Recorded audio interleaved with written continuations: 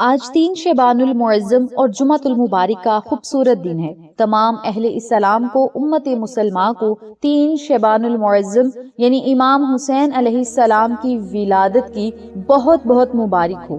آج شعبان المعظم کی 3 تاریخ اور پہلا جمعۃ المبارک ہے۔ آج کا دن کوئی عام دن نہیں، آج کی گھڑیاں کوئی عام گھڑیاں نہیں، آج آسمان سے رحمتوں کے دروازے کھول دیے گئے ہیں، کیونکہ آج 3 شعبان المعظم کی وہ مبارک تاریخ ہے جب کائنات کے سخی امام حسین علیہ السلام کی ولادت ہوئی، اور اللہ نے اپنی خوشی کو جمعۃ المبارک کے دن کے ساتھ جوڑ دیا ہے۔ آج رب تعالیٰ بھی خوش ہے، اللہ کا نبی بھی خوش ہے، اور آسمان کے فرشتے بھی خوش ہیں۔ آسمان کے فرشتوں کو اللہ رب العزت نے جبریل امین کے سمیت آج زمین پر اتارا۔ اس دن کی فضیلت اور زیادہ بڑھ گئی ہے کیونکہ آج جمعۃ المبارک کا دن ہے، جس میں دعا کی قبولیت کی ایک خاص گھڑی ہوتی ہے، اور وہ گھڑی نماز عصر کے بعد کی ہے۔ اذان مغرب سے پہلے پہلے اس گھڑی میں جو مانگا جائے گا رب تعالیٰ عطا کرے گا۔ آج 3 شعبان المعظم اور جمعۃ المبارک کا دن ہے۔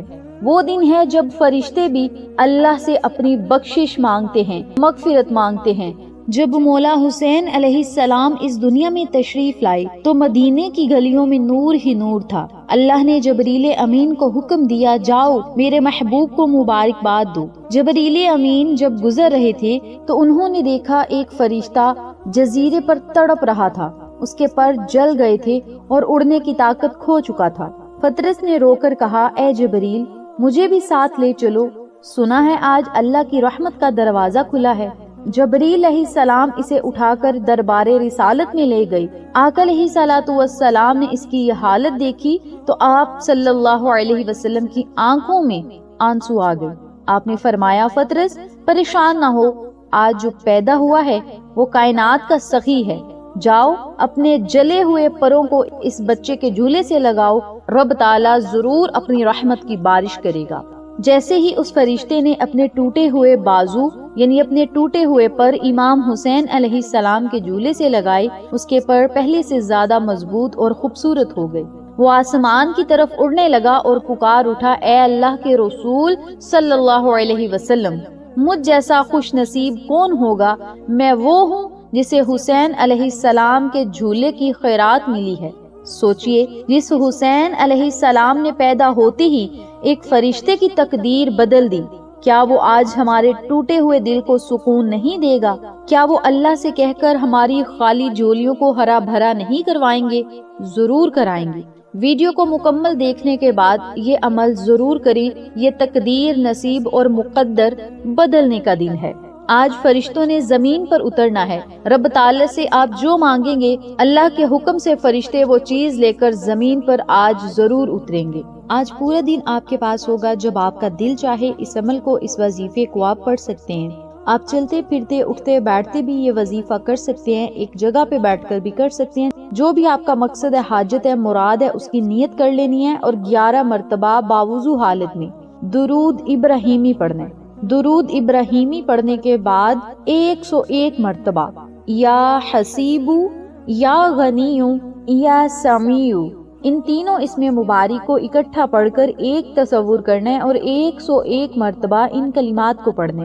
جب آپ نے اللہ تعالیٰ کو ان بابرکت جلالی ناموں سے پکارنے ہیں تو رب تعالیٰ آپ کی خالی جھولیوں کو بھر دے گا، خوشیوں سے بھر دے گا، رزق اور دولت سے بھر دے گا، اٹھے ہوئے ہاتھوں کی لاج رکھے گا، آپ کے دل کی مرادیں منٹوں میں پوری ہو جائیں گی۔